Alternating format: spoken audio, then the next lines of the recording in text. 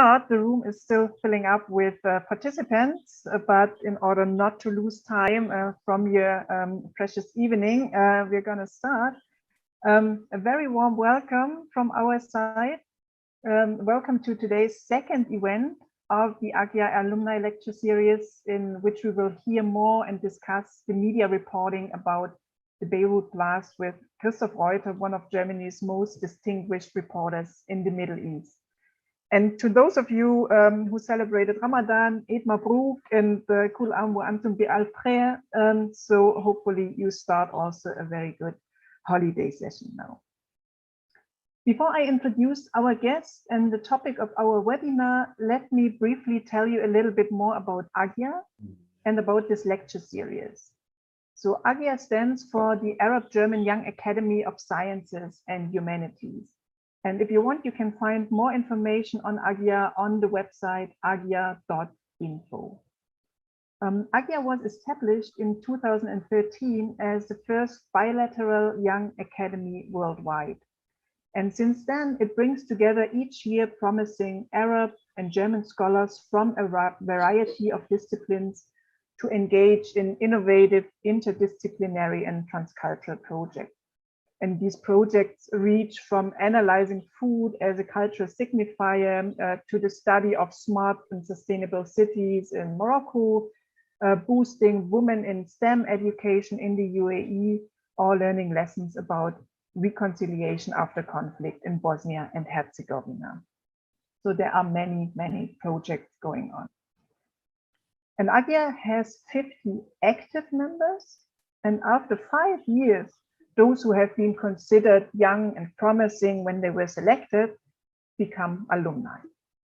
But this doesn't mean that they are now old and disappointing, but rather, I hope, a little bit more senior, yet still innovative, as you hopefully recognize when you see me and my colleague, my alumni colleague, Tamirace Fakhoury here. So we try to prove this also with this digital lecture series, in which we invite inspiring international high-profile speakers from various backgrounds, including policymakers, award-winning experts, public intellectuals, and artists for talks and discussions on current topics of events. And in doing so, we aim to provide valuable insights into a variety of interesting educational, political, and cultural fields in the Arab world and Germany. And today, our inspiring speaker will be Christoph Reuter. And I assume that he is well known for those who are interested in the news coverage of the Middle East in German media. He studied Islamic studies and Arabic before becoming a journalist. And even though he had a couple of stops in regional German media, I think his studies equipped him well for the interest that German or all kinds of Western media and German politics suddenly had for the MENA region after 9/11 in the year 2001. So from 2002 to 2011, he was a reporter for the German Stern magazine, located in the back then hotspots of world politics in Baghdad and in Kabul. And now, and since 2012, he is the Beirut-based correspondent of Der Spiegel, one of the most famous German magazines. And he's reporting mainly from Syria, from Yemen, but also from Lebanon. He has also written several books.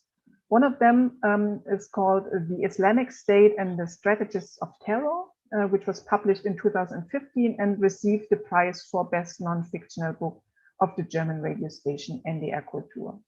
And I assume to most German readers, he is well known for his inside reports from post-2011 Syria.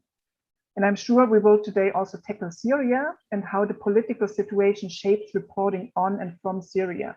But the main focus, first of all, will be on the huge explosion in Beirut last summer that stimulated controversial interpretations of its reasons, effects, and political circumstances, and thus resulted also in different ways of media coverage. And we hope that for many of you, this will be an interesting example on the pitfalls of foreign news coverage and on reporting from a region with an extremely complex history and political and social cleavages. So we are eager to hear about what Christoph Reuter will tell us now about how he maneuvered between his own assumptions, Western stereotypes, and local pressures when he tried to find out what happened, who should be held responsible, and what political conclusions to draw from this. So we agreed that he will give some input for around 15 to 20 minutes, and then we will engage in a discussion with him. And the discussion will start with some questions from Tamirace Fakhoury and myself. Tamirace is a professor for political science and migration studies. She's originally from Lebanon and has until recently worked at the Lebanese American University before she started a new position as professor at Aalborg University in Copenhagen. And she's also the scientific advisor to the Kuwait Chair at Sciences Po in Paris. My name is Carola Richter. I'm a professor for international communication at Freie Universität Berlin, and I focus strongly on Arab countries and foreign news coverage from that region. And once we have asked our questions, of course, you are also invited to take actively part in the discussion. And since this is technically restricted, you will not be able to talk or make your comment verbally, but you're of course very much invited to post your questions in the Q&A function of Zoom. I think you all see it somehow in Zoom, this Q&A or F&A function in German. And you're already invited to put down questions and post the questions while we are still talking and while Christoph Reuter is still giving his input. And we will collect these questions and include hopefully most of them in the Q&A part after the talk of Christoph. If you have problems technically, please use the chat function. The chat is for these technical aspects. So this was the introduction. And now the floor is yours, Christoph, and we are very interested in hearing about your thoughts. Please go ahead. Yeah, dear Carola, thanks for the introduction. I thought the idea to tackle this slightly specific event of the giant blast last year, August in Beirut, is an interesting example to illustrate Middle East coverage in not only German, but overall Western media, because we have been talking when it comes to Syria in particular, so much about fake news, about different attempts by the Russian propaganda apparatus, by others, to mislead the perception of what is happening somewhere. And with this blast, to my own partly surprise, we had a case which had nothing to do with fake news, but where the first expectations of our perception, even as journalists, as well as the public, they were misled by experience-based assumptions. People had all reasons to believe that different things had happened, different reasons, factors were responsible, but they were not at the end. So it's a more surprising case. What we have, 1808 on the evening of August 4th last year, a giant blast erupting from Hangar 12, one of the cargo storage facilities of Beirut port, filmed by various video cameras because there had been a fire already half an hour prior to the explosion. You probably all have seen this giant mushroom, first of smoke and then of water vapor rising, ripping through eastern Beirut and looking like an atomic bomb, basically. Although it wasn't, but this graphic image was extremely strong and resulted in great media interest in what had happened there. And you had different initial assumptions by the people in Beirut. First, nearly everybody, from my neighbors, I live in the area where it happened, although I was not there at the time, to members of a fancy wedding party 1 kilometer further up the hill, to foreigners.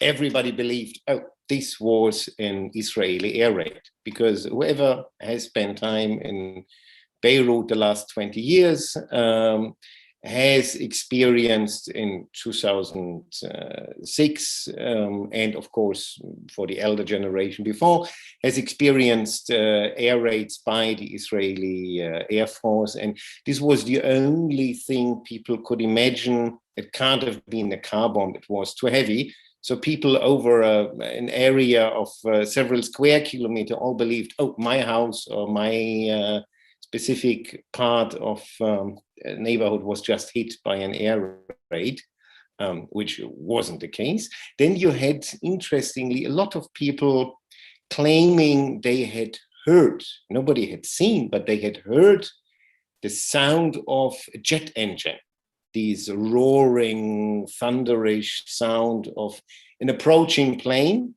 So this added to the assumption, oh, there must have been an air raid which caused the explosion.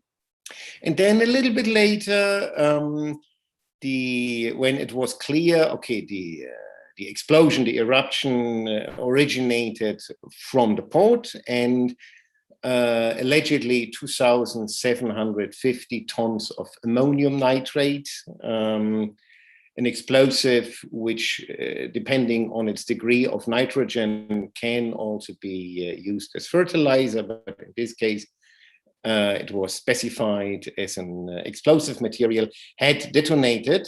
And people immediately came up with the assumption there must be a criminal plot.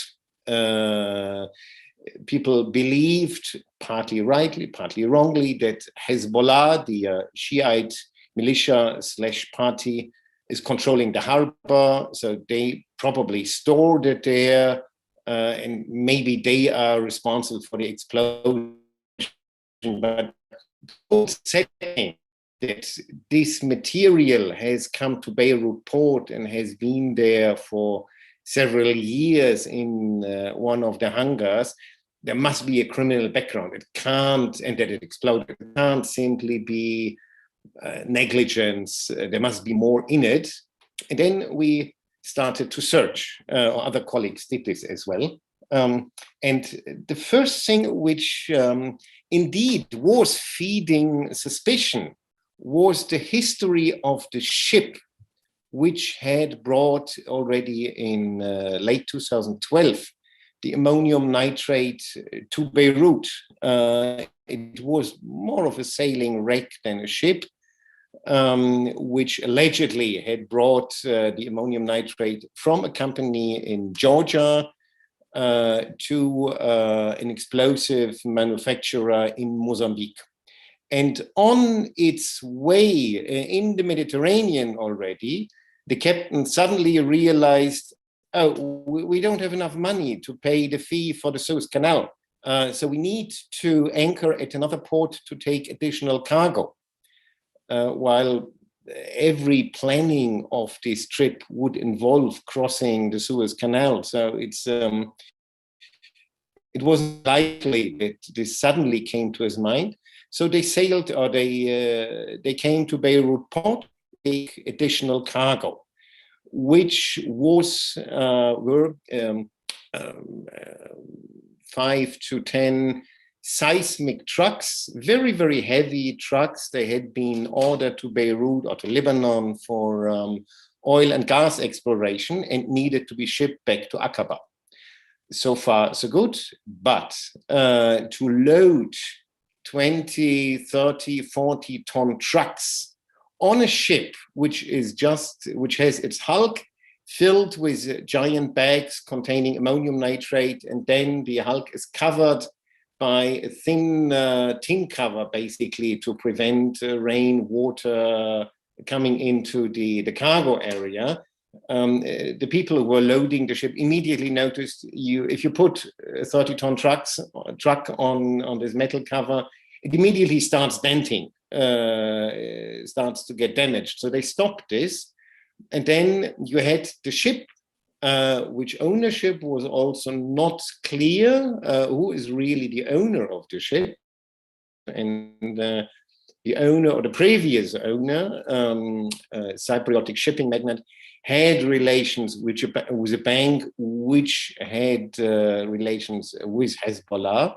So obviously the ship, for very murky reasons, had come to Beirut port, where it was after 1-2 days after the failed loading, by a lawyer who had called the authorities because the owner / the captain of the ship had not paid for bunkering diesel in Cyprus. The ship owner had not paid for renting a generator to produce the electricity for this ship, which had no functioning own electricity production anymore. So they wanted their money. Days later, the port authorities in Beirut declared the ship unseaworthy, so it couldn't leave the port as well. So it was stuck in Beirut port for reasons which sounded mysterious, to say it mildly. But then the interesting thing is the ship was floating inside, outside the port. It was sometimes tossed to other areas for nearly 1 year. And after 9 months, with the cargo on board, with the crew still on board, after 9 months, the head of the port and the head of customs at that time asked the so-called urgent matter judge. It's a specific judge that deals with emergent cases, that the ship, being unseaworthy, constituted a danger for the port because they said it is in danger of sinking. So this urgent matter judge in late June 2014, referring to a law from 1941, ordered the ship to be tossed out of the port because, as explained, it constituted a danger by sinking. And the interesting thing is the cargo, which later played this eminent role by exploding, the cargo, he just ordered it to be, in brackets, brought to a safe location. No matter where this location would be, no matter what constituted the cargo to be safe. And he, according to conversations we had with him, he himself said, I'm not an expert on explosives. I didn't know how dangerous this material was. And it's one of the remaining crucial questions which sounded quite irrelevant in the beginning, that he ordered the cargo to be separated from the ship. Was it right? Was it wrong? At that time, we thought, the cargo shouldn't sink. It was declared dangerous for the environment. So to bring it to a safe location sounded logical, sounded plausible, but it's not clear if it really was plausible. And then it was brought to, the cargo was unloaded to Hangar 12, this old cargo hall in the mid of the port, about 800 meters away from parts of central eastern Beirut, where it remained until 2020. For 6 years, it was stored in this hangar, and all the, let's say, the suspicion we rightly had, or people rightly had, about the ship and the reasons why the ship had come to Beirut, and maybe it was a criminal plot to bring, for example, ammonium nitrate without the necessary permissions, which would be required for bringing explosives into Beirut port, to be circumvented by having the order of the judge, which applied initially only to ship, to get it into this warehouse, circumventing all legal restrictions. But then it simply stayed in this hangar for years to come. And the hangar in itself was the designated place for the customs to store all kinds of hazardous materials, of poisonous, explosive materials. So it happened that the ammonium nitrate was stored together with about 20 tons of firework, outdoor firework, 5 kilometers of detonation fuse, about 1,500 tires, several tons of kerosene and nitro thinners. So at the end, without having planned for it, customs assembled in this hangar, which had no smoke detector, no ventilation, broken windows, high temperatures in summer, high humidity all year long. They assembled all ingredients for the perfect super bomb without probably ever having planned for it. But this is what happened. And then over the years, there were letters sent by customs to the Ministry of Transport, to the Ministry of Finance, to the army, claiming that they wanted to get rid of the ammonium nitrate, saying it's dangerous, it should be removed from there, it should be freed for auction together with the ship. And the urgent matter court, which I had mentioned before, claimed I'm not in a position to decide about the ownership of a cargo. I'm only there to say, well, this ship is about to sink, it's unseaworthy, it has to be brought out of the harbor, the cargo has to be brought to some place to be protected, whatever, but I cannot decide if you can sell the cargo because I cannot decide about who is the owner of the cargo. And the question of the ownership was murky as well, because for this trip, there was a kind of middle company in between the producer in Georgia and the recipient in Mozambique, a kind of shelf company called Savaro Unlimited, based in London, which had no business activities over several years except this one cargo. They wanted, or they sent a lawyer to check for the cargo in 2015, which was found still there, but it was not counted if it's really 2,750 tons. This kind of circulation of letters went on for several years. The ship, interestingly, which was the starting point for the discussion or for the application to the court, we have to do something. The ship was completely neglected and forgotten. It simply sunk in February 2018. Out of the pier, it sank to the ground. And only 7 months after it had sunk, the Justice Ministry requested preparations to be made, finally, for the sale of the ship, or in brackets, what is left of it. In mid-October, mid-October 18, a court authorized the sale of the ship, which had sunk before, on the condition that the wreck first be appraised by experts. This would require the equivalent of around $500 to check if it's if still something exists that could be sold. Then a struggle erupted between the involved Ministry of Finance, Ministry of Transportation, Ministry of Justice, which lasted for about 9 months. None of the ministries declared to be willing or able to pay the requested amount of $500. It went on and on, and this early assumption that this hangar, this hall, is or part of the port, are completely controlled by Hezbollah was wrong as well. It was not one force or militia which controlled this notoriously corrupt harbor.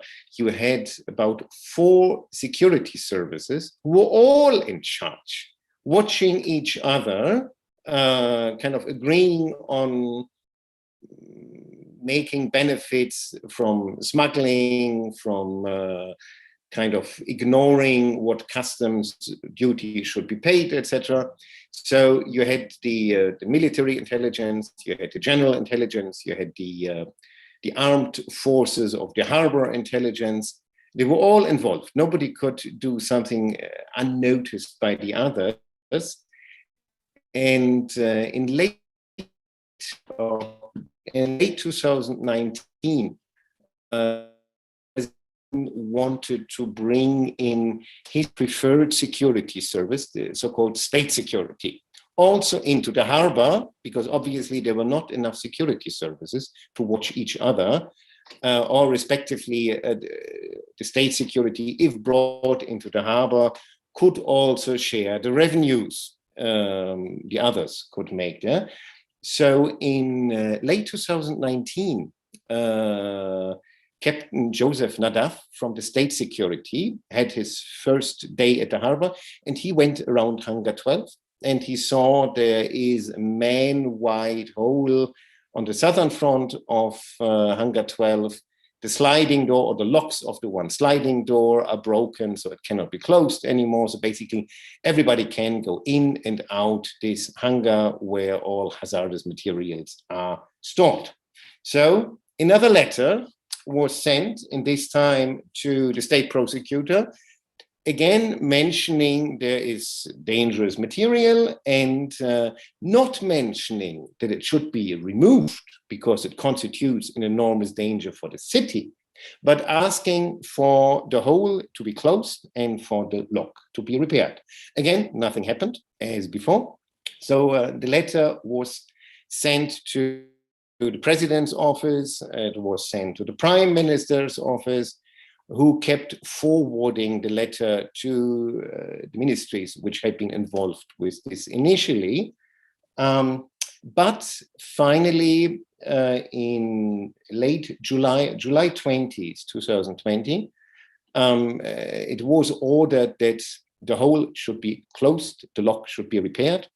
A team of 3 Syrian welders were assigned with the task, but neither were they told what is inside the hole, nor were they supervised by anybody. They were just told, close the hole. So for several days, they went on welding at Hangar 12, with the probable result that the sparks from the welding initiated the fire, which started at about 5:20, 5:30, or even a bit earlier as a very small smoldering fire.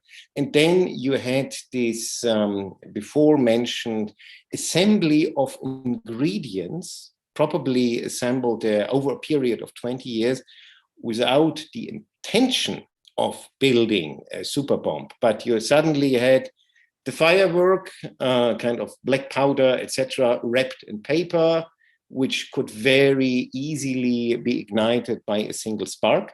And then you had tires, you had the detonation fuse, you had the kerosene, etc., which would add to a very powerful hot fire, which then caused the whole hall to be heated above 260 to 170 degrees, which then gave the heat, or caused the ammonium nitrate, which otherwise would not have exploded, caused the whole ammonium nitrate, which was in the hole, to explode. And the fire, which lasted for about half an hour before,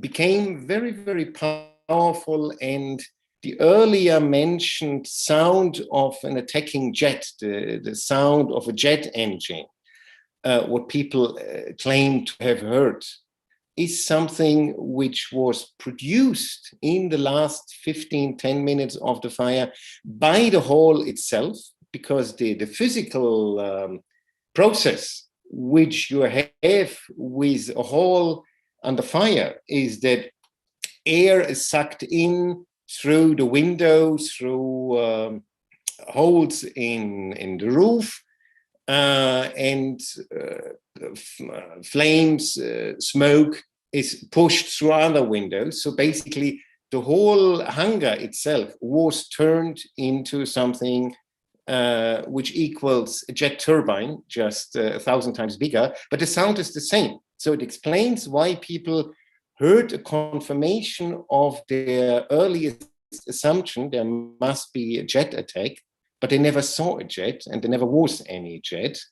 But the ammonium nitrate in flames, which then completely exploded 8 minutes past 2006. And the last letter to explain how Lebanese authorities dealt with this, the last letter, which had been forwarded by the President's office to the High Council of Defense, arrived probably about the same time of the blast back to the Ministry of Transportation with an added cover letter, which made clear that the people involved hadn't even read the content of the letter, claiming there is a ship full of ammonium nitrate anchoring in the port, while the ship had already sunk. The cargo had been on land for 6 years and already exploded exactly when the letter arrived there.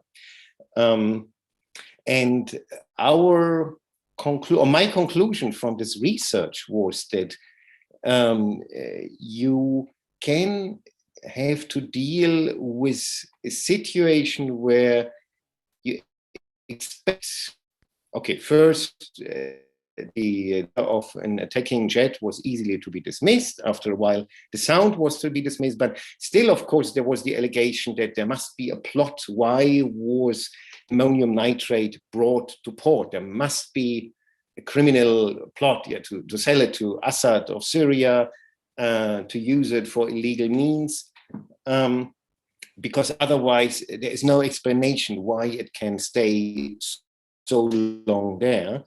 But during research, we found kind of other motivations, other intrinsic motives of Lebanese bureaucracy, which would explain why this could happen.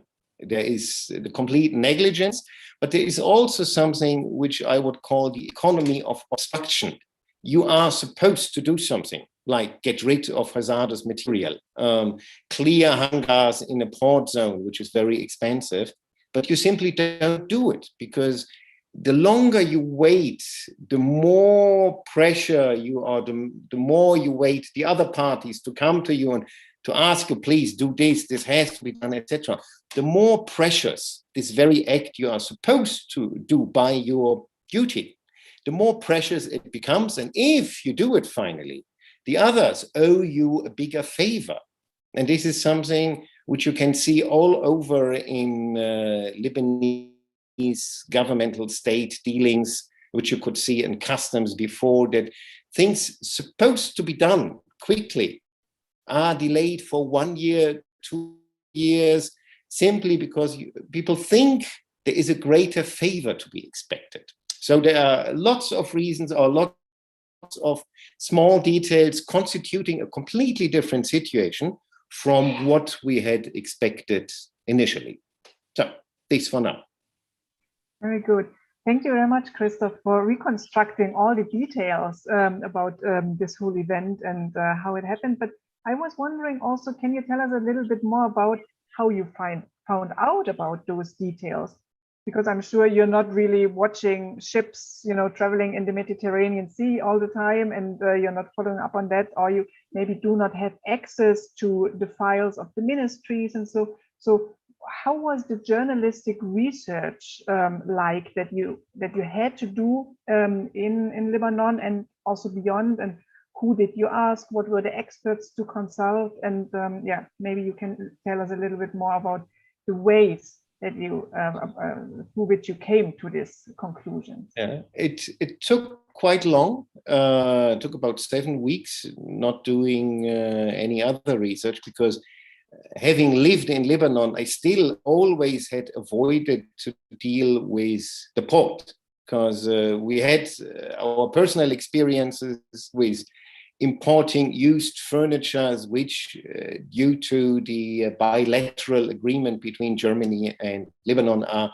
exempted from customs, which did not, the custom authorities prevent from trying for 1.5 years to extort $5,000 from us, which only with the help of other Lebanese we could finally get rid of. But I had always avoided to deal with the port. It was like the epicenter of weird deals and corruption. So I had to, Lebanon is a small country. I had to asked the contacts I had whom they know at port, at customs, and then they would talk to the people they know. Everything based on basically on friendship, based on knowing each other, based on the trust that people, they would remain anonymous.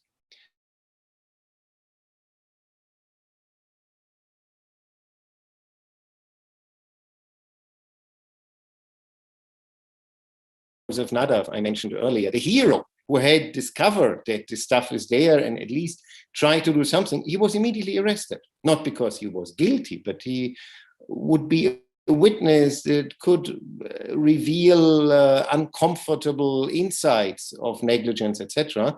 So it was weird research, meeting people in their mountain homes, at home, long walks around midnight, to get them to talk to me.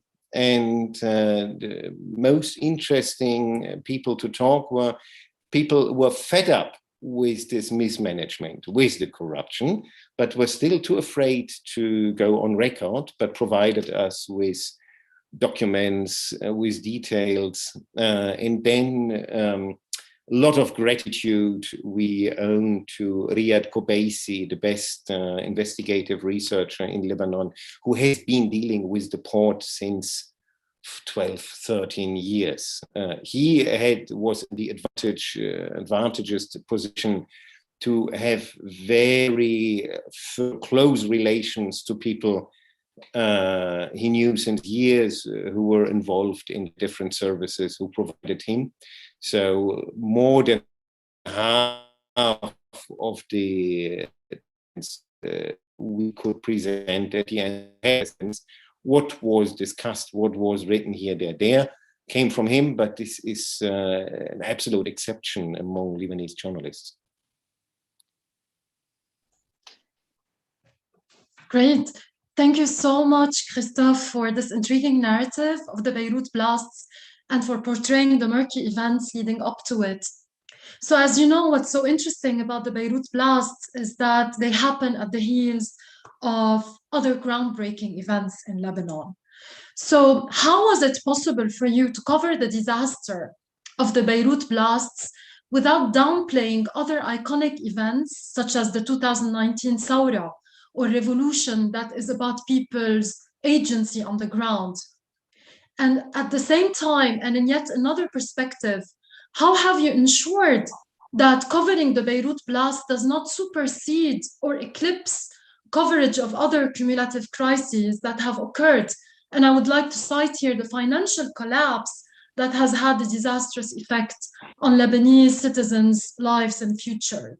So in other words, I would like your account of how you were able to navigate the coverage of several concomitant and cumulative crises in Lebanon, while at the same time not forgetting about the key event, which is the Lebanese Thawra. So what do you have to say? Take it the other way around. We saw this blast, this enormous destruction caused by equally enormous ignorance, greed, stupidity, you name it. But the responsibility lies with the Lebanese authorities. And we thought this is the Chernobyl of Lebanon. This is the Chernobyl moment of Lebanon, that your own government, without Israeli jets, without Hezbollah, without any external force, which are always blamed for any misery, has caused such utter destruction, 200 people killed, about 30, 40,000 flats, houses badly damaged. So this could be the beginning of a real change, as the melting of the Chernobyl reactor was the beginning of change for the understanding of politics in the Soviet Union. the understanding in Gorbachev's entourage that if everybody lies to everybody, if everybody just says what people want to hear, you cannot run a complicated machine as an atomic reactor.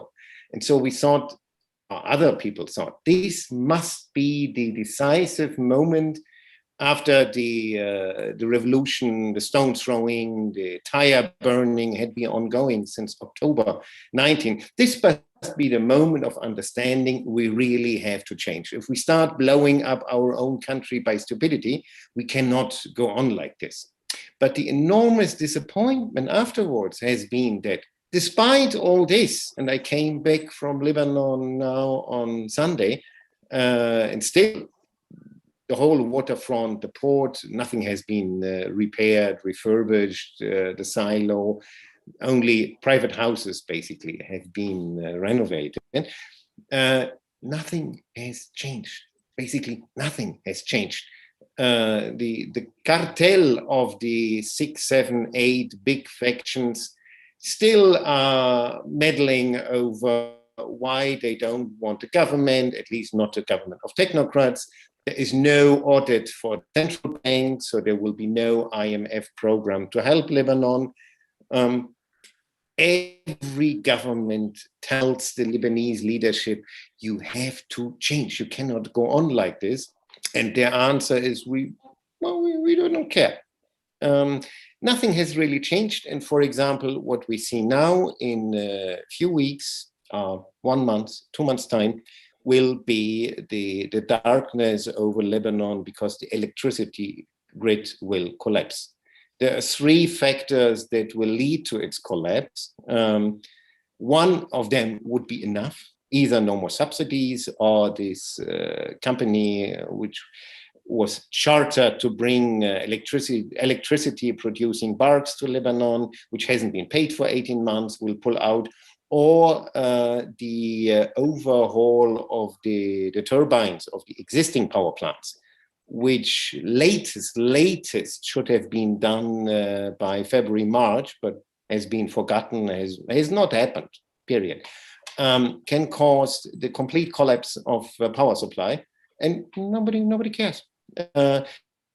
So it's very depressing, and at the same time, from a forensic point of view, a fascinating insight how resilient such a system of such a cartel of power centers, which compete with each other, but at the same time maintain the system, how resilient, how flexible it can be against every change, turning its own country into some kind of Venezuela instead of giving up on privileges, money, etc. That not even the blast has had the effect to understand, okay, we have to change something.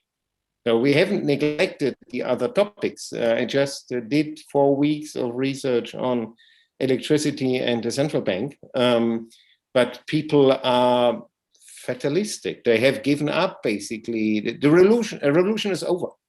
People stay home. Tires to be burned are too expensive by now, and people just wait for the next disaster to happen. Sorry.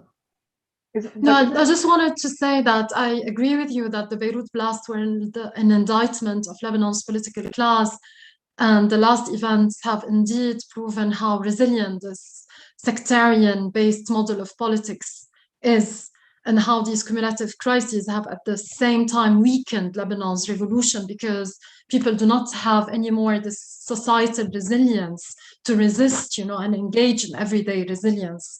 At the same time, I do believe that, the revolution continues in other ways, through, for instance, everyday lives and acts of resistance. I know many of my friends, many people are kind of trying to prepare and trying, to form new professional associations that can, in a way, replace this defunct system. However, unfortunately, this is too gradual and not impactful enough. see, the amazing thing about Lebanon is you have brilliant people and all the concepts for sustainable energy production, for everything basically, for sewage water treatment, for city planning. Everything is there, but nothing is implemented. And the one core problem I see comparing it to other countries where you have autocratic regimes is one kind of vicious cycle, which I have only found in Lebanon. If there is a crisis, if the government can't deliver anymore, if the elites are to be seen as incapable of providing the people with its needs, with fuel, with food, etc. So pressure is mounting, pressure is building up to topple the power. But in Lebanon, what I have seen over the last 1.5 years is, yes, there is pressure, the whole system has to be toppled. But then when it comes to real action, they are hurling thrones against parliament, on badly paid policemen. They are attacking the symbols of a state which doesn't really exist, while at the same time, when I talk to friends, Druze, Shiites, Christians from the various sects, everybody says, now we have to really bring down the system, but not my group, not now, because the worse the economical situation becomes, the more important, as a last resort for protection, jobs, money, supply, these groups become, which is immunizing them against political pressure. In the very same moment, while they should be toppled, they are more important than ever. And it's very interesting to follow, for example, Hezbollah as the best organized, technically best organized political, or basically as a mini state. They have ration cards, they have their own supermarkets, they already last summer were buying barley and all kinds of wheat all over Lebanon to have animal fodder for their own constituency. They are building mini states within the tiny state of Lebanon to provide their constituency, knowing that this is the only thing they can offer, but this will make them coup-proof. Because everybody knows, if they are gone, then I have no place to go to. So this has turned, this makes Lebanon so unchangeable.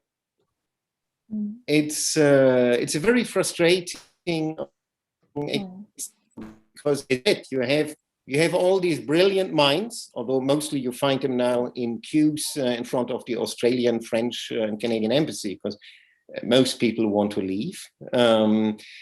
Everything would be there, but they can't make it. They can't take over.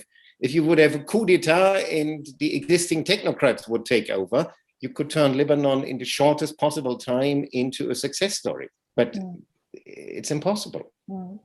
But I was wondering, coming back a little bit to the media coverage also of Germany or of other Western countries, do you think we could have really learned about what you just described, the complexity of the political situation, and would we have really learned about the revolutionary demonstrations and about the financial crisis without this blast? Because this was the event that actually sparked attention to Lebanon, right? Or is Lebanon somehow on the agenda of Western media? Is it possible to cover only some events like the demonstrations against the WhatsApp tax, or the whole complexity of the government building and these kind of things? I felt that this blast was also a blast was a way to actually talk about Lebanon in German media. Without that, probably no one would have really cared about, because the crisis is kind of continuing all the time. Yeah, that's true. The video images of the blast gave Lebanon more media space than probably they would ever have received without a new civil war. That's true.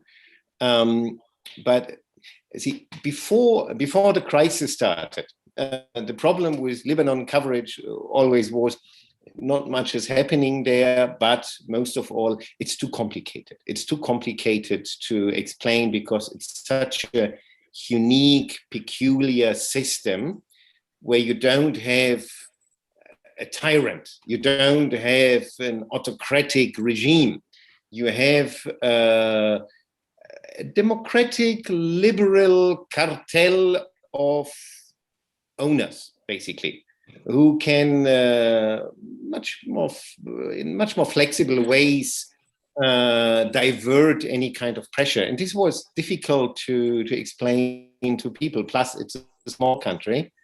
The blast helped a bit to have space to explain it.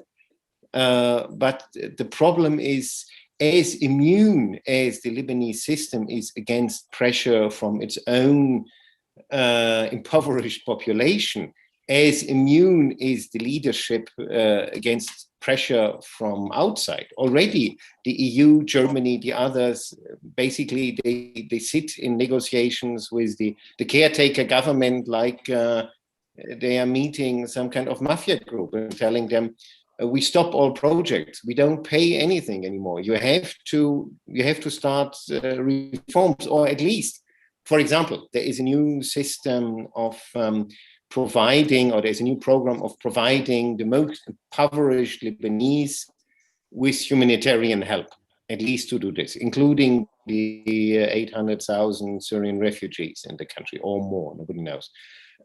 So the head of the central bank would tell the donors, okay, you send us the dollars, and then according to our wonderful official bank rate of by now 3,950 lira for the dollar, we give the lira to our impoverished people.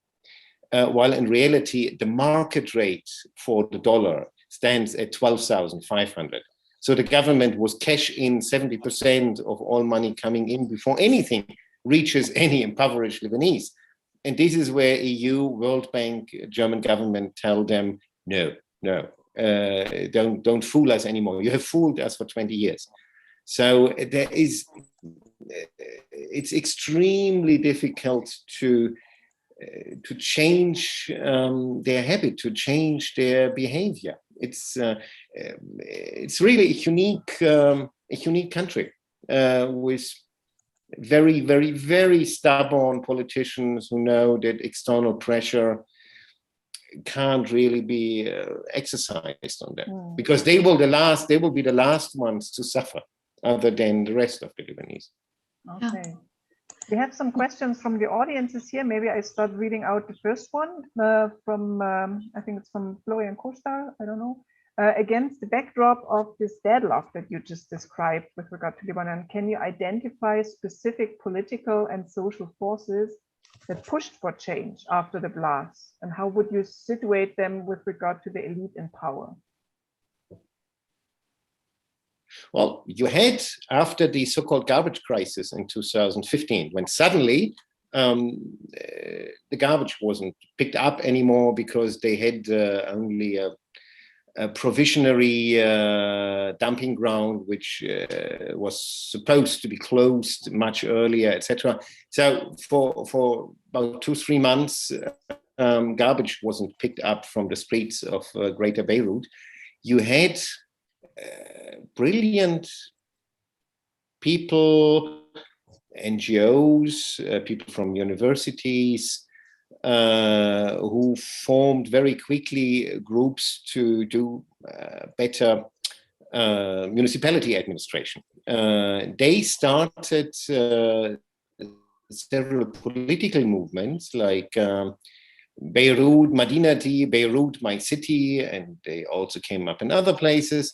And they were running for municipality elections when municipality elections took place, I think in early 16 or so. And they won nowhere, because at the end, again, the old patronage system that people feel indebted, feel dependent on the old power brokers was stronger than the understanding, even on a municipality level, that we have to change things. There is one friend of mine, she came back from abroad when Beirut Madinati was running, and she said, well, to her father in some small town in the mountains, so I will vote for them. And her father told her, yeah, but what you do next time when we need a document signed from the municipality? And she said, well, why? You go there and get it signed. And he said, it's not that easy. No. If you vote for another party, this is known, then we will have problems to get anything signed. Everything is based on you vote for the power brokers and they help you through this jungle of an overboarding bureaucracy. So the existing groups, which are brilliant, there are brilliant plans for everything. You have highly educated people in these groups, movements, etc. They can't reach the level of political ownership, of political control. So there is a kind of glass ceiling which has proven so far to be impenetrable. Okay, very interesting.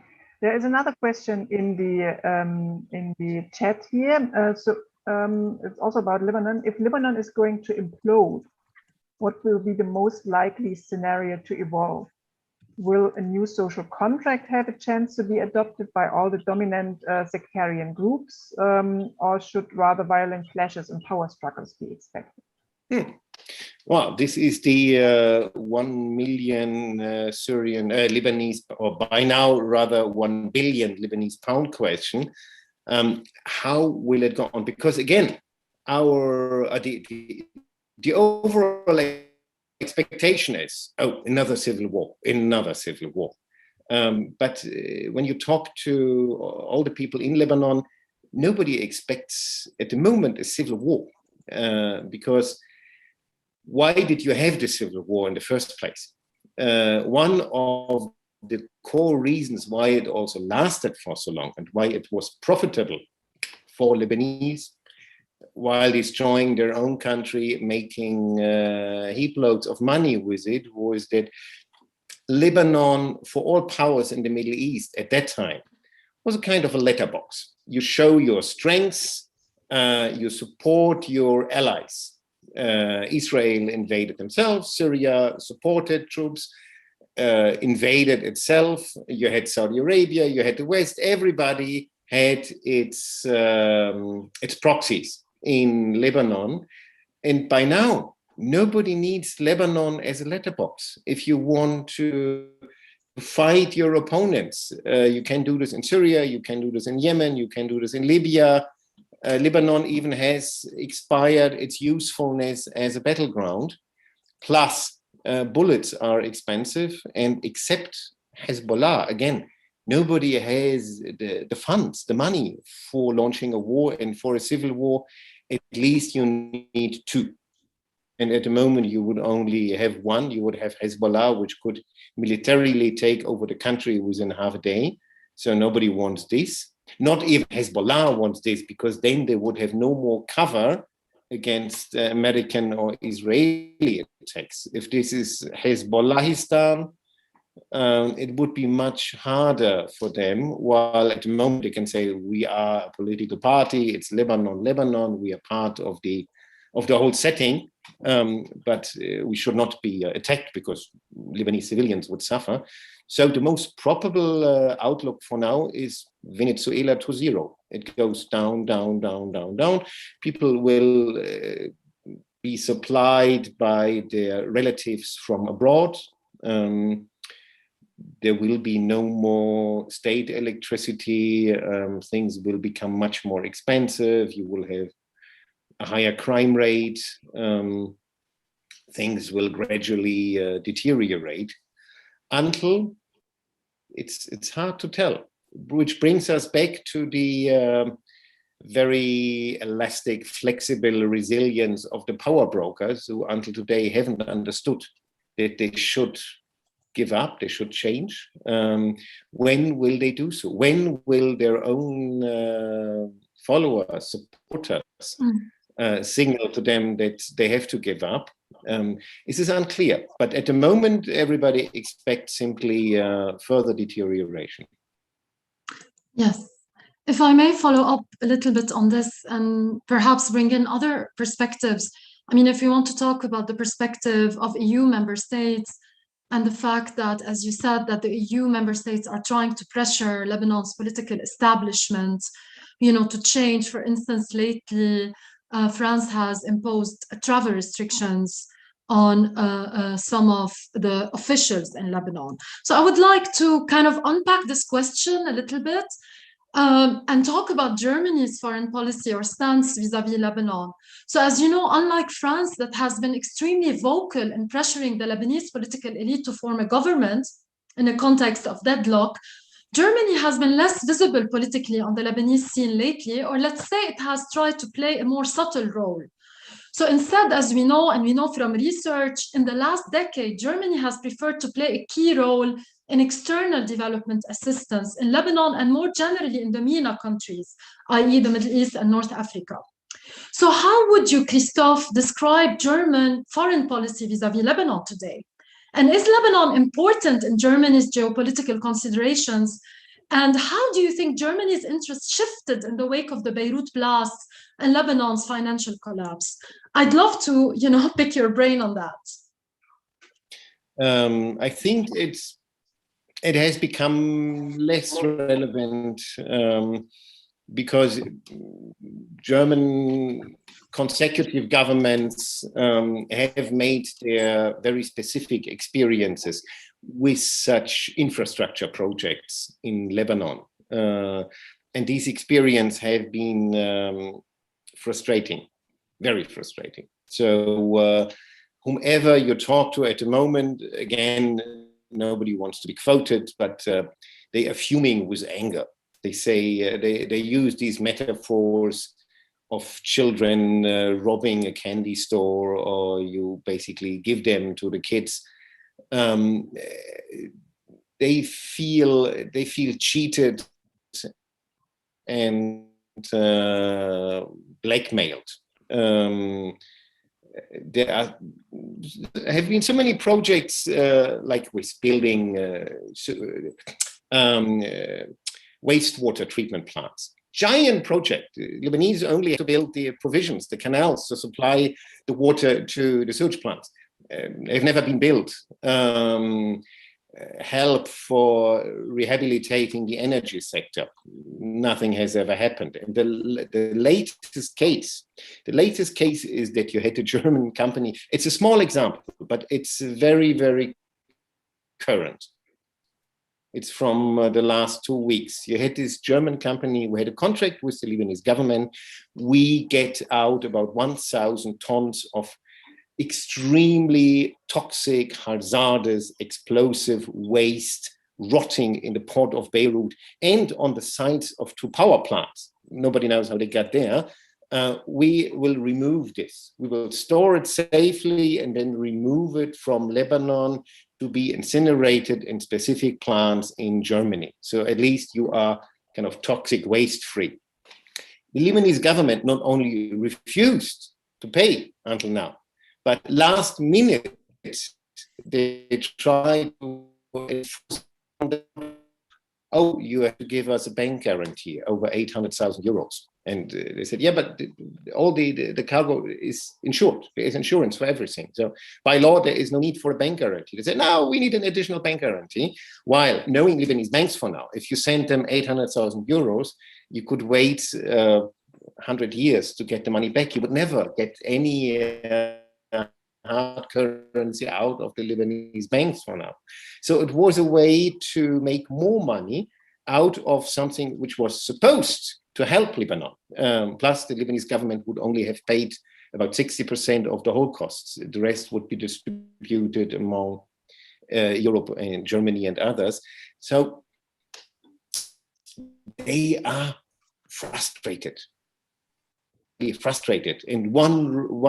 the core reason, I think, why France played a much more visible role, why Macron traveled twice to Lebanon after the blast, was that for France, Lebanon is felt at heart. They think, well, we were there in Ashrafiyya, the old ladies speak French. It's, in a way, it is French. We were involved in forming it. We were running it for 20 years.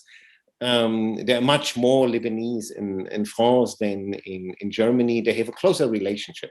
For Germany, it was never that important. So Germany tried to help to some extent, but they are simply reaching their limits and are speaking unisono with the rest of Europe that you have to change now before we can do anything. And the last what happened in the last rounds with the caretaker prime minister, if he comes to office, Hassan Diab, was that he kind of subtly tried to threaten Germany that, you know, if we are all suffering here, you know, people can become refugees. And well, if you look on the maritime maps, you see Turkey can say this, yes, because you can cross by dinghy to a Greek island, but from the Lebanese shore to reach Cyprus, it's slightly more complicated. So they are now trying to blackmail the rest of the world by, we are poor, we need your help, or we will all leave. But it's not going to work this way. So I may sound pessimistic, but this is the experience of the last 1.5 years. Yes. And if you would have asked me in August last year, I would have said, okay, now everything will change. This is such an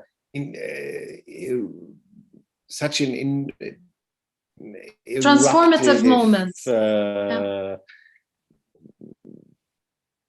Yes, thank you. Transformative moment. It has to reach the minds even of Nabih Berri, the everlasting head of parliament. But obviously it didn't. It didn't. Can I ask you in that context something about the relation of media coverage and politics?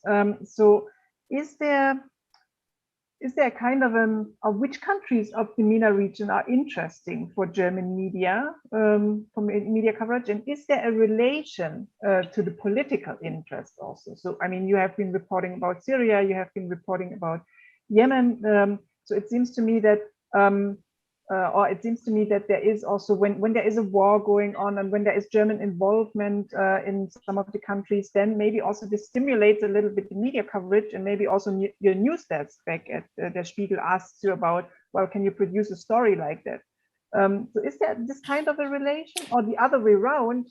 Do you also try to,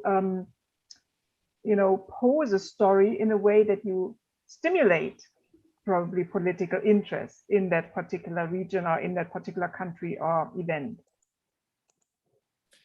Well, for the latter one, not in the last 10 years, basically, because you had the Arab Spring, then you had evolving from the Arab Spring, you had the wars. So you had an overwhelming flow of events, of wars. So there was no space basically to tell editors. There is another, like, I would love to do something on Somaliland, a small country which no country has accepted, has recognized. So no official development aid, no big funding goes there, and the country is thriving. It's part of Somalia, it's thriving, and experts are wondering, maybe it is thriving because it has been ignored by the rest of the world, because you don't have this influx of donor-driven interest, etc., etc.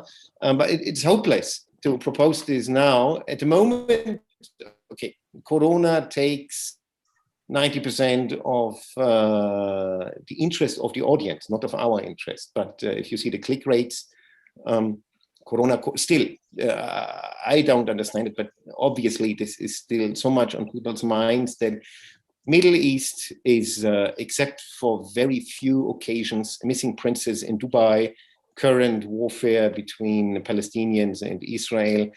It's hard to sell anything to the audience, to the readers at the moment.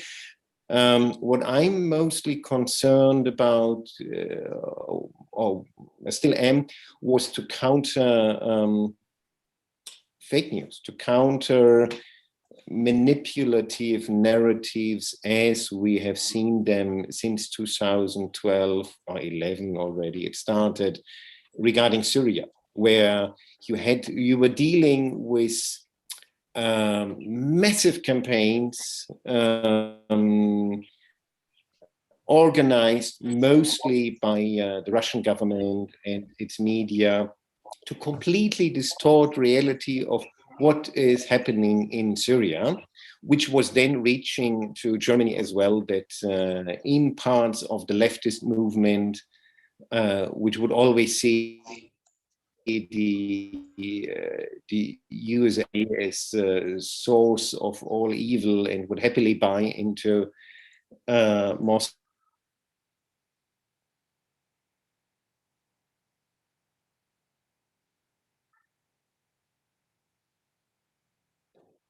Is the white helmets, these kind of emergency rescue group, which was of no interest to Moscow as long as they didn't receive positive coverage in the West. Once they received positive coverage, suddenly they were brought in relation with Daesh, Al-Qaeda. It's all fake, it's Zionist conspiracy, everything in one. And this took a lot of time constantly to counter this narrative, because if you have a conflict out of the way, it's extremely difficult to get to the respective spot. And if the audience is bombarded with it's all fake, it's all fake, it's not true, it's completely different, at the end they might say, well, maybe it's like this, maybe it's like that. We simply don't know. We will not be firm in our judgment, in our conclusion. And this is exactly what they wanted to reach. So this took a lot of energy. And in this, at least, Spiegel was a good place to work, because we have the resources, we invest them in this, and we don't care too much whatever some politicians or anyone says about. We concentrate on our own research. Yeah, thanks, Christoph. I meant to build a little bit on what you've just said. And so we wanted to know a little bit more about, your perspective on how actually to cover the Middle East in wider dimension. So research in political studies and also in media studies tells us that reporting about foreign countries, and in particular about the Middle East, has been mainly driven by this conflict perspective. And so many people in the West have associated the Middle East with disasters, war, terrorism, and conflict. And especially, as you've pinpointed, in the wake of the Arab uprisings that have in some cases degenerated into wars and upheavals, media has focused on, stories of Middle Eastern countries that are constantly on the brink of collapse. So as a journalist and as someone who is truly dedicated to the Middle East, how do you cover disasters and wars, ensuring that you do not perpetuate stereotypes of dramas and calamities that sometimes might obscure, or I would even say overshadow, other richer aspects of the society and people's everyday lives in the Middle East? So how do you do that? It's a good question, because at the end, it's the audience that, especially when you have your pieces online as well, you can very precisely calibrate, see what interests the people. And we are not state media, we are at the end a private company, so we are dependent on click rates. And if I like it or not, war is like royal divorce. War is clicks. If people shoot and people get killed, but then as well, it has to be, cynically speaking, it has to be a fresh war, an old war, like in Syria or in Iraq. Take Iraq 2007, 8, 9. In Germany, there was no more interest because Iraqis killing Iraqis, Americans killing Iraqis. Well, it's not our war, we don't care.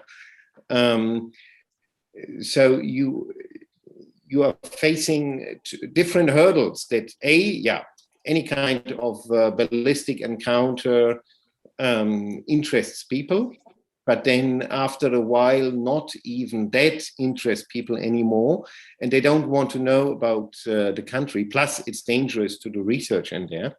So it has become a kind of luxury sometimes to do pieces on ordinary people's life.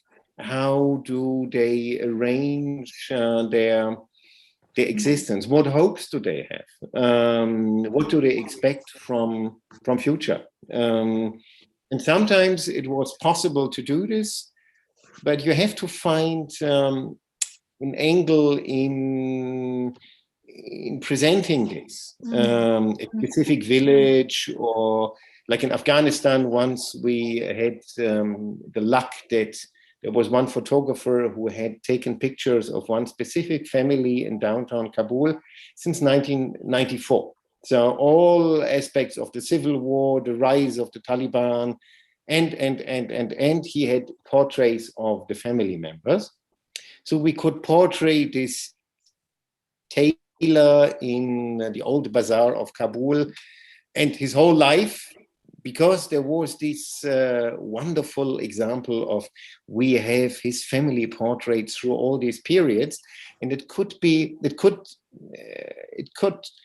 get a glimpse of normality, which is easily lost. But yeah, you cannot very often do this, because if we like it or not, a lot of events happening in the Middle East the last 10, 15 years have been warfare, mostly internal, mostly dictatorship versus population, different groups in the country, as in Iraq, a mix of internal civil war plus foreign proxies, as in the case of Yemen, where also the other details related to, or other coverage as the famine, etc., is then related to the war. So yeah, again, luxury. We were in Shabwa last year in November, in a province in southern Yemen nobody knows, by luck basically, because the governor had decided, I want to see foreign journalists, yalla, come. So few of us came, and there was the great chance to portray a Yemeni province which never made headlines, which has fought off the Houthis, the rebels from the north, but which also has fought off the Emirati proxies, which were supposed their defenders, but they said, no, they just wanted to colonize our province. We don't like them. We wanted to have our de facto independence. We want to have a government in Sana'a, and we want to run our province according to, well, basically democracy, traditional laws, combination where people feel respected. And it was a wonderful chance. But this is something we can do on each country maybe once a year. Yeah, that's quite disappointing that these kind of disasters and war coverage is dominant. But I think one of my quote takeaways today will be, war is like a royal divorce when it comes to media coverage. So I think this is a very interesting comparison. And I mean, with regard when it comes to click rate, yeah, it's not about if we like it or not, but if you see what interests people, it's frustrating. And also this kind of bullet count, body count, right? So, I mean, in the moment we see it again with regard to Israel and Palestine. So this is not a fresh war, but it's continuing for years and years. But now suddenly, since there is some kind of bullet and the rocket exchange, there is again news coverage about it, but it probably will not take long or last long. I have here maybe looking at the time or time frame. I have here one last question for you from the audience, and this is about a kind of a role change from your side now. So not looking at click rates or being dependent on them. So if you would be a researcher, free and independent researcher with all the freedoms you would have, and could choose your topic, what topic would you pick? What do you think are the pressing research topics in the region? One which involves both the Middle Eastern countries, but also the Western countries, is the question of intervention. Because I've spent years in Kabul, in Baghdad. I have seen countries where you had a Western intervention. I saw it in Libya from the beginning to the end.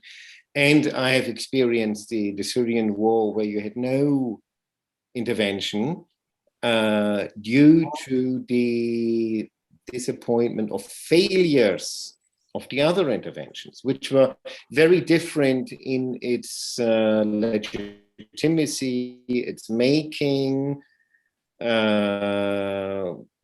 from Afghanistan, the Taliban, to the basically faked reasoning for invading in Iraq, to a very different kind of light intervention in Libya. You help them getting rid of Gaddafi, but you don't send ground troops into the country.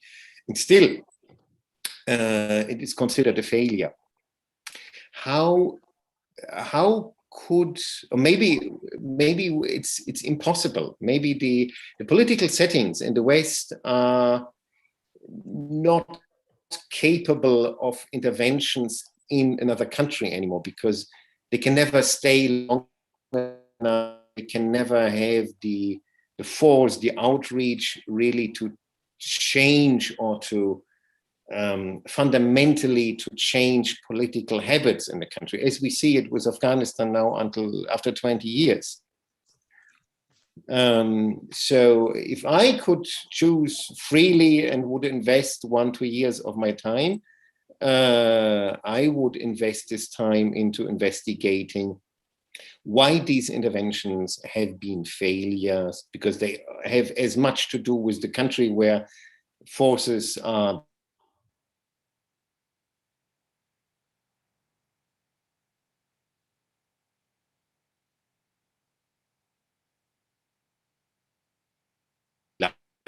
to go to certain places, and then you have internal competition between apparatuses, ministries, over who gets what. And it's a very, very interesting subject, because nobody really follows this, and not on the surface, but I think deep inside, governments have accepted that we can't interfere.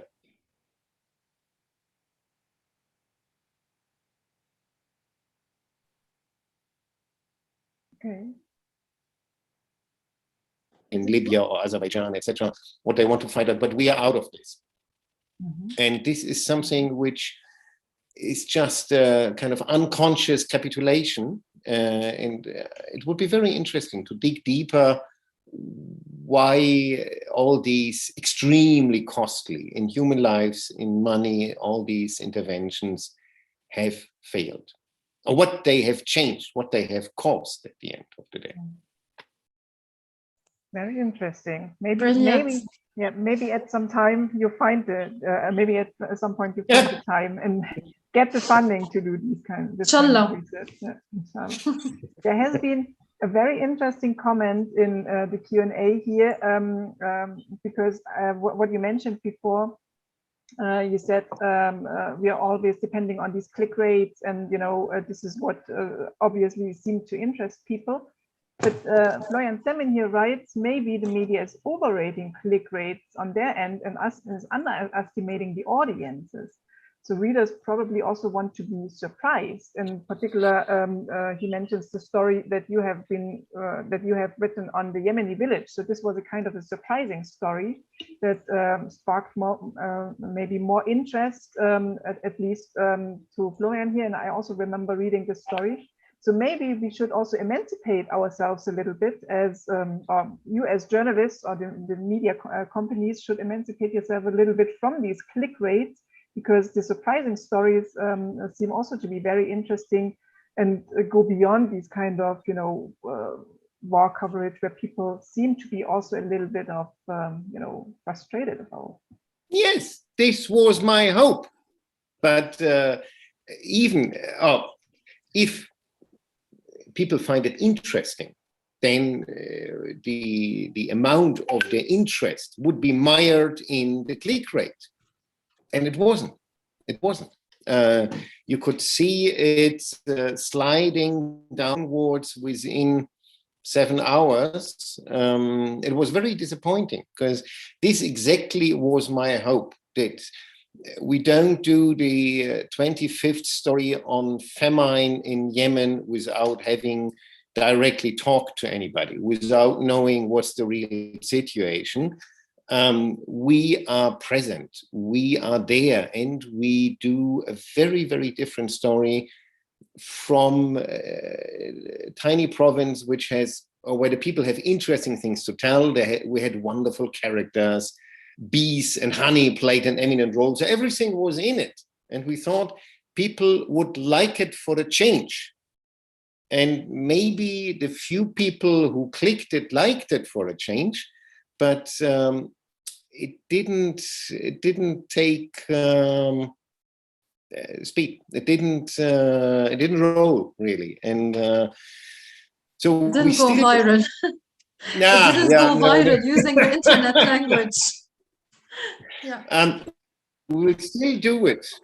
I'll still push for it, and I'll continue to search for unexpected details, because I think for those who are interested in such a country, or in how do societies live, how do people live in this, it's always interesting, but it is in a way a compromise. We had something similar with Syria, that everybody was focusing on the kinetic aspect. All the photographers said, yeah, but we have to see one rebel group, or we need a bit of shooting, etc., for the pictures.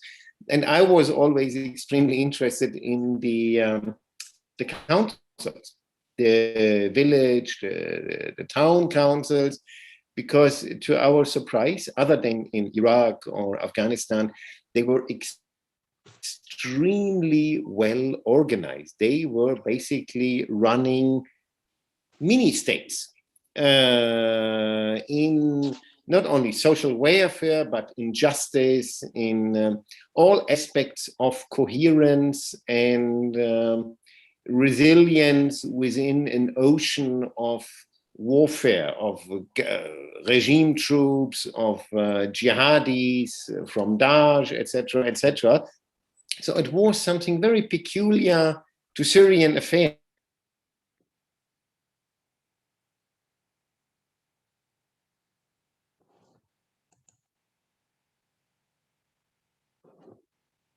Or people in other parts of the Middle East, where they basically always wait for the government to sort out things. This was a fascinating aspect, but it took me, I don't know, 1.5 years finally to find space and the right moment to say, okay, now I do something on such a council.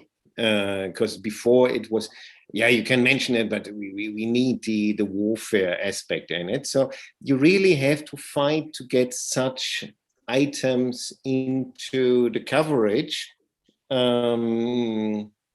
because they are not meeting the expectations of the audience. And it's always good to get it into a print version, because then no matter the click rate, it stays there for 1 week at least. I guess we encourage you to keep on trying in that manner, to actually get these kind of pieces through, and also maybe through these kind of barriers that also your news desk editors put in front of you, so that you can, you know, really push these stories and not only report from bullets, dead bodies, and disasters. Thank you very much, Christoph Reuter, that you took the time today and talked with us about the blast in Beirut, but also about your work in the media in general. And I think we had a very interesting insights into what you're doing and how you did the research and what kind of details you found out. And I thank also very much the participants who took part here and had interesting questions. And hopefully you also benefited from what we talked about here. And hopefully we see you again next time when we have again an AGYA lecture series, which will be on a different story from a different perspective. But please watch out for it. It will be online at some point at the end of June. And we will keep informing you about this. So thank you very much, and goodbye, and have a very nice evening and festivities wherever you are for the different holidays that are up and coming. Bye-bye. Bye. Shukran.